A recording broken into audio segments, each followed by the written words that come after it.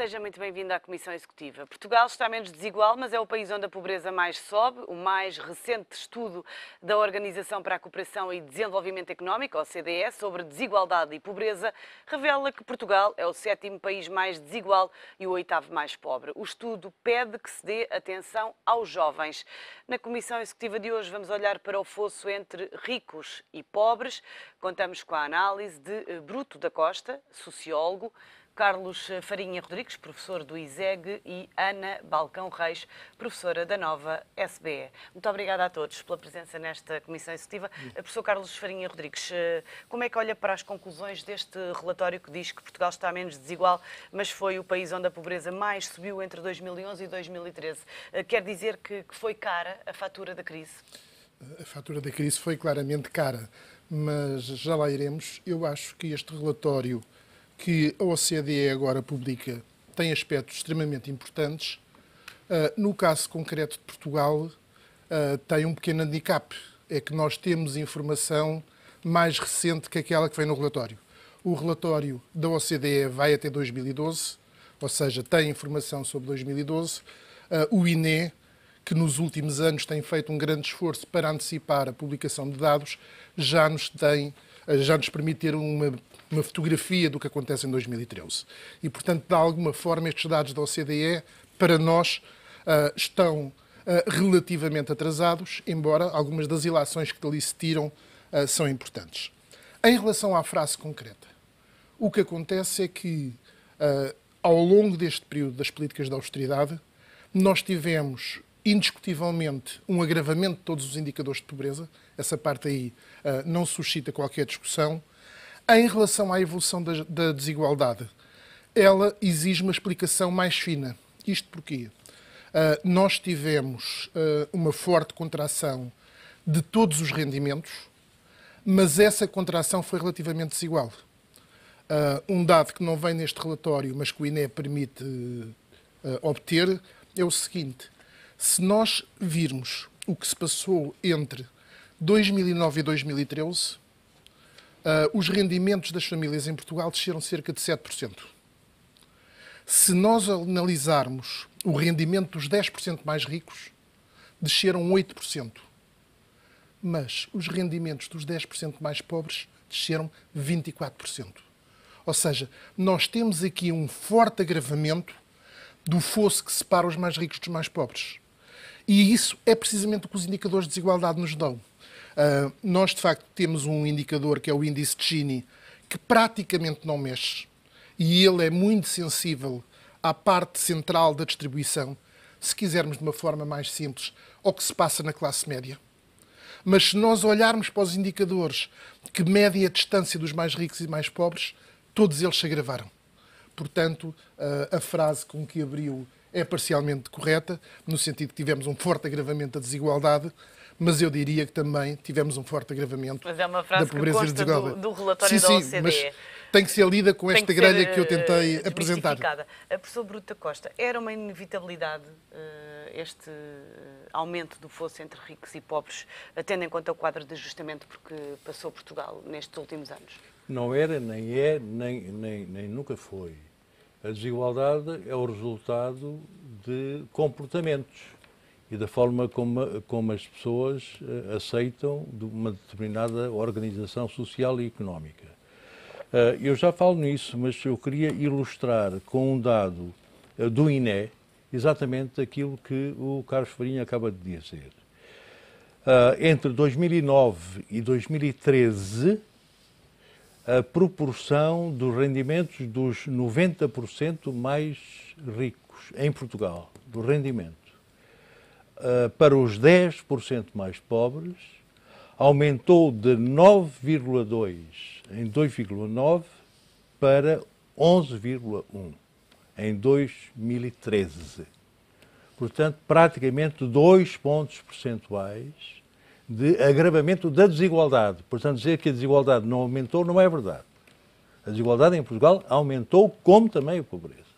Bom, mas deixemos este ponto, pois são dados... Portanto, partilho completamente e estes dados da OCDE já estão desatualizados. Estamos atualizados. Aliás, há aqui uma questão que é difícil de perceber, porque já em 2012 havia praticamente 2 pontos percentuais de degradação e, portanto, a própria OCDE... Não é difícil de perceber. A diferença é esta.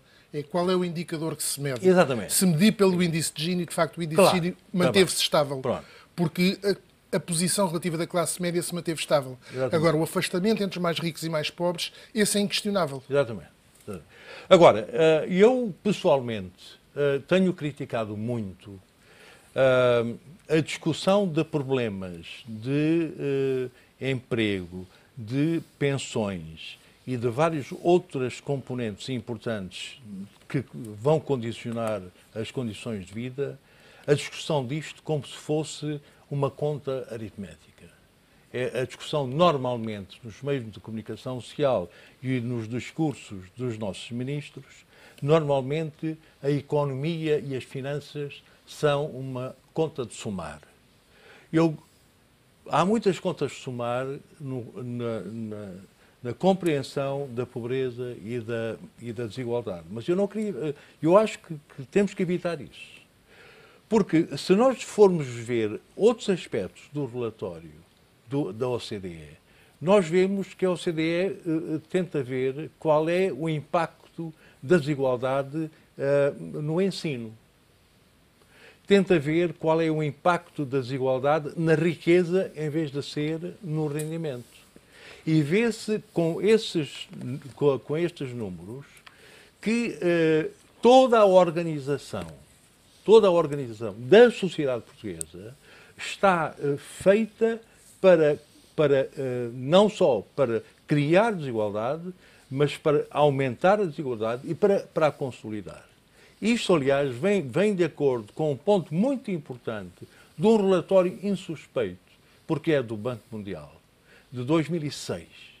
É um relatório anual dedicado à desigualdade.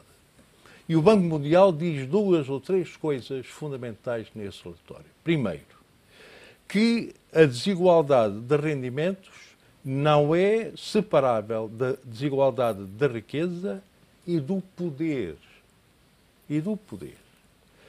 Segundo ponto, que esses 3 tipos de desigualdade interligam-se de forma que os mais poderosos têm o maior controle sobre os recursos.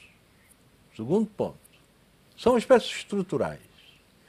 Terceiro ponto é que esta desigualdade no rendimento e no poder das pessoas cristaliza nas instituições da sociedade, a tal ponto que, a certa altura, são as instituições que impedem a mobilidade social. Portanto, quando eu digo, por exemplo, os nossos programas de luta contra a pobreza em Portugal e na Europa, o que é que fazem com a desigualdade? Não tocam nela. Os nossos programas de luta contra a pobreza são periféricos e a estrutura, o padrão da desigualdade da sociedade mantém-se tal qual. E, portanto, isto quer dizer que nós estamos a brincar com os peanuts da pobreza, porque as causas dessa pobreza têm a ver com a forma como a sociedade está organizada e funciona e como a estrutura de poder se desenvolve nela. Eu penso que este tipo de reflexão tem que ser aprofundado para que nós não fiquemos nas contas, porque eu confesso, há muitos anos que eu vejo que o índice de Gini, que a proporção entre 80% mais ricos e 80% mais pobres aumenta umas décimas, umas milésimas, e não queria cair naquele espetáculo tristíssimo de alguns membros do governo que às vezes valorizam uma década, uma décima ou uma centésima para dizer que as coisas estão melhor. Portanto, este era o apelo que eu fazia, de sairmos das contas e percebermos bem. Não basta dizer que estão pessoas por trás. Estão pessoas por trás. Mas, além disso, a gente dizer que estão pessoas por trás e continuarmos a falar da moeda não adianta muito. E, portanto, nós temos que de falar do que isso significa para a vida das pessoas. E termos indicadores que reflitam isso.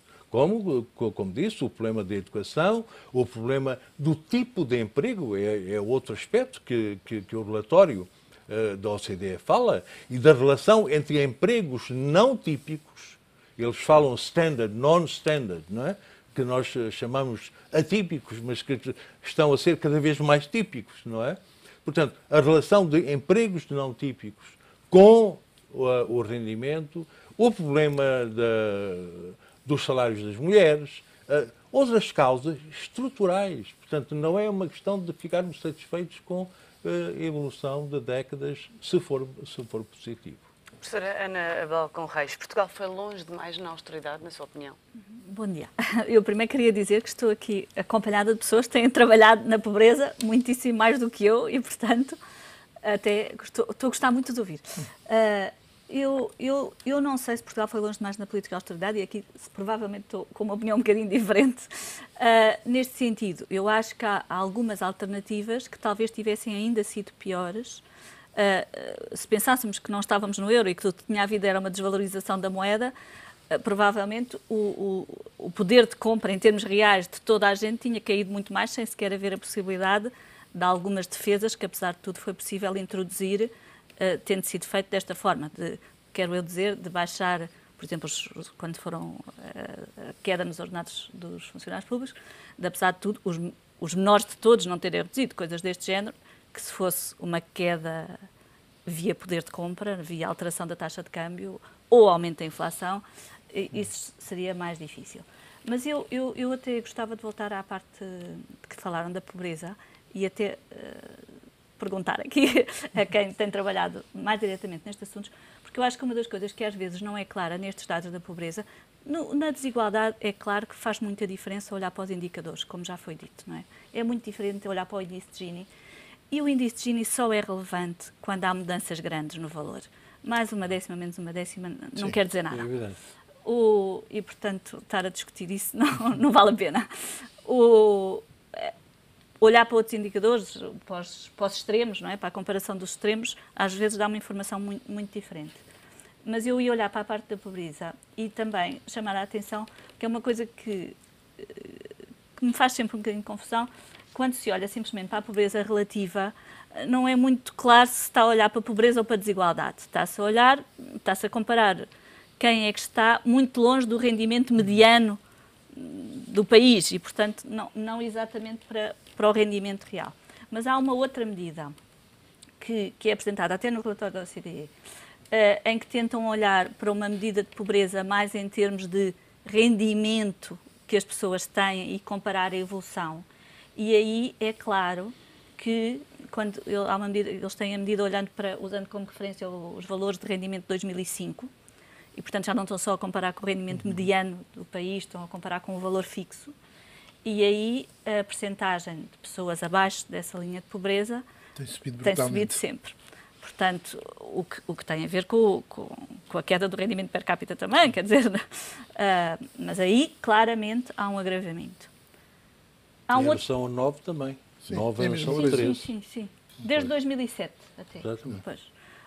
Há um outro aspecto que já agora não mencionaram e que eu gostava de ouvir, que é falado pela OCDE, chama a atenção para o índice de pobreza entre os jovens, que há elevado, chama também a atenção, que é uma coisa que eu acho que talvez ainda não esteja a ser clara na nossa sociedade, que entre os idosos o índice de pobreza baixou bastante.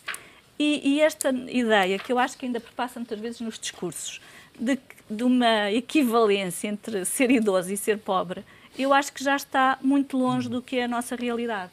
E mesmo falando com assistentes sociais, que eu acho que se calhar é uma classe social que era bom ser mais ouvida na comunicação social e que às vezes não são chamados a falar, eles dizem muito isto, quer dizer, nós já temos uma grande camada de pessoas mais velhas a viver bastante bem. Aliás, a OCDE observa que o foco do problema pode estar a migrar exatamente da população idosa para as camadas mais jovens. Isto pode ter a ver com o elevado desemprego entre os jovens neste momento? Não, eu acho que tem a ver, mas agora, se me permite voltar um bocadinho atrás, porque eu acho que há aqui 2 ou 3 aspectos que eu gostava de salientar. Primeiro é que, apesar de alguma desatualização no que concerne a Portugal dos dados deste relatório, este relatório tem 2 ou 3 aspectos que são extremamente importantes. O primeiro é, pela primeira vez, a nível de um organismo oficial, claramente se aponta que os níveis de desigualdade são um travão ao crescimento económico. Esse é um dos aspectos mais importantes, que é a OCDE constata que nos últimos anos nós temos um forte agravamento da desigualdade e que esse agravamento da desigualdade já é em si mesmo um travão ao crescimento. O que é que isto significa? Isto significa quase uma mudança de paradigma nestes organismos internacionais. Porque nós até aqui ouvíamos contestar a desigualdade baseada em questões éticas, em princípios de justiça. Agora não. O que este relatório diz, preto no branco, é que estes níveis de desigualdade estão a pôr em causa a própria eficiência económica. E isso, na minha opinião, é talvez o traço mais marcante. E isso remete-me aqui para uma pergunta e trazer aqui ao debate a citação do Nobel da Economia, Paul Krugman, que dizia que a austeridade nos países do sul da Europa atingiu níveis incrivelmente selvagens. Isto quer dizer que a fórmula da austeridade foi errada? Eu claramente acho que foi errada, mas mesmo não aceitando que ela foi errada, foi claramente uma sobredosagem. Ou seja, nós, perante uma crise económica, quer com origens nacionais, quer internacionais, fortíssima, as políticas que foram seguidas para combater a crise, na minha opinião, agravaram ainda mais. E isso tem a ver com um aspecto que há pouco foi referido, que é, muitas vezes diz-se, mas as políticas de austeridade defenderam os indivíduos mais pobres, porque os cortes nas pensões não foram abaixo dos 600 euros, o corte nos salários não foi... Isso é uma falsa verdade que é, em grande parte, uma grande mentira. Isto porquê? Como eu há pouco referi, se nós olharmos para a variação dos rendimentos, o rendimento dos 10% mais pobres caiu 24%. É muito. E caiu como? Não foi por via dos cortes nos salários. Foi, acima de tudo, por uma política, na minha opinião, essa sim selvagem, de corte nas prestações sociais. Se nós olharmos para os 10, 20% mais pobres, grande parte do seu rendimento vem de apoios sociais. Ora, foi aí que os cortes foram mais profundos. O corte drástico no rendimento social de inserção, no complemento solidário para os idosos, no fundo levou que estas famílias, também fortemente acossadas pelo desemprego, porque é assim, quando nós olhamos para o desemprego, os primeiros a irem para o desemprego são aqueles que têm empregos mais frágeis. E foi exatamente isso que aconteceu. Portanto, há uma ideia que eu discordo completamente, e posso demonstrar que ela é falsa, que é esta ideia de que os pobres foram poupados aos aspectos mais gravosos da crise. Não é verdade.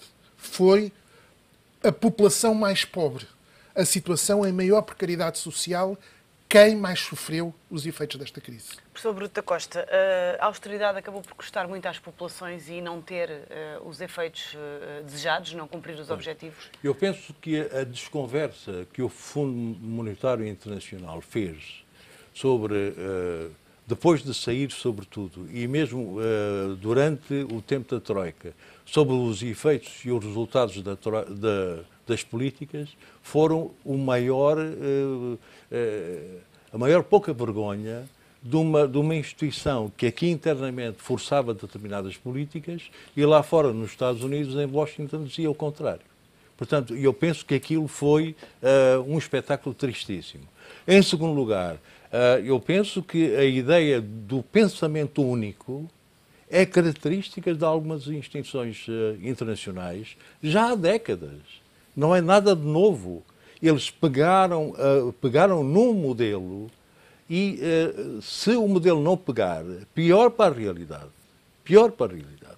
E, no nosso caso, comprometeram o governo, que alinhou naquela política, e agora seria politicamente desastroso dizer que vão ter uma política diferente. De modo que agora tem que dizer que vão continuar naquela racionalidade, naquele bom senso, etc. Eu queria dizer duas coisas muito importantes, uma em relação àquilo que a Ana acaba de dizer. O problema dos idosos. O problema dos idosos tem duas faces. Tem os idosos, o número de idosos na pobreza e a percentagem dos idosos na pobreza. E eu não sei se é possível mostrar um gráfico. Se fosse, se não, pelo menos mostro aqui aos membros da mesa. É um gráfico sobre os vários grupos... Vamos tentar mostrar. Os vários grupos pertencentes à pobreza. Em 2003... Ainda não estamos a ver, professor. Não estamos a ver. Agora sim. Em 2003, a faixa cor-de-rosa era de 8%. É a percentagem dos desempregados entre os pobres. Veja, em 2012 já são mais de 25% a percentagem dos desempregados entre os pobres. Isso quer dizer que a percentagem dos idosos, dos reformados, que são a azul de baixo, que eram cerca de 1/3 dos pobres em 2003, agora baixaram para cerca de 25%. Portanto, em termos comparativos, porque os desempregados aumentaram. Portanto, temos de ter cuidado com isso. Por outro lado, portanto, aqui a grande novidade é que os desempregados entre os pobres têm uma proporção entre os pobres muito maior. Portanto, temos de ter cuidado entre o valor absoluto dos pobres e o valor dos pobres em termos relativos num conjunto dos pobres. E se o conjunto dos pobres aumentou... Já agora, isso eu acho que sim, porque Sim. o número de idosos aumentou muito e, portanto, Claro, não quer dizer que não haja Exatamente. mais idosos pobres, Claro. mas o que eu estava a dizer já agora não era isso. Eu não estava a falar entre os pobres qual é a percentagem de idosos, o que eu estava a dizer é entre os idosos a percentagem de pobres e essa claramente caiu. Sim, houve, não é? E aí eu acho que vale a pena realçar o seguinte, até porque tem a ver com este relatório da OCDE. Nós tivemos, de facto, em Portugal, uma alteração qualitativa na taxa de pobreza dos idosos. Nós, nos anos 90, tínhamos uma taxa de pobreza dos idosos que chegava aos 40%. Neste momento, a taxa de pobreza dos idosos anda nos 15%, 17%. Agora, o problema é, nós estamos a olhar para o conjunto dos idosos. Apesar desta taxa média, é possível detectar bolsas de pobreza extremamente importantes entre os idosos. Um estudo que eu fiz há 2 anos mostrava que entre as pessoas com mais de 75 anos que vivem sozinhos, a taxa de pobreza continua nos 35%, apesar da taxa de pobreza dos idosos baixar.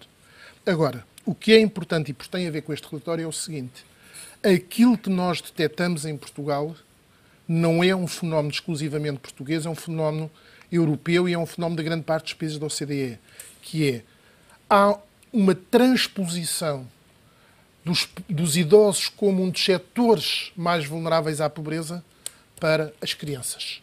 E esse é hoje, em Portugal certamente, em muitos países da Europa, o principal problema no que concerne à pobreza.